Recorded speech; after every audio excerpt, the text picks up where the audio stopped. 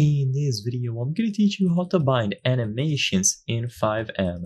It's a very easy process, so make sure to follow along. In FiveM, you are able to bind any keyboard key to specific commands, including emotes or animations. So in order to access these binds, what you have to do is press F8 on your keyboard to open the console, where you will be able to assign a specific key, so in this example K, to an emote or any other command.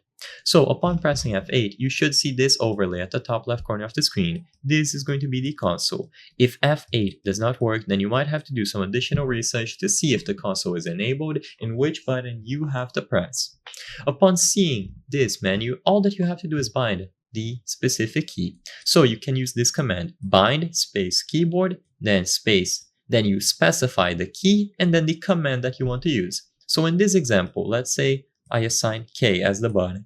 Whenever I press K on my keyboard, it is going to perform the dance emote.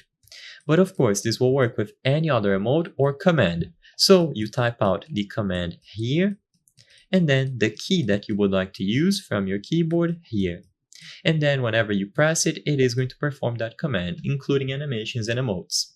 If you want to unbind, then you just have to do the exact same command, but instead of bind, you type unbind keyboard and then you specify the key. So if I were to type unbind keyboard and then K, it would remove the dance emote. So upon pressing K, it wouldn't do anything because it would be unbound. And this will work with any emote, any animation, or any command that you would like to use. It is very simple to do.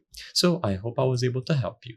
If this video helped you, please consider subscribing. As you can see, 83% of the people watching our videos are not subscribed. If you subscribe, you can help us on the channel make higher quality videos. Thank you for watching and I'll see you on the next one.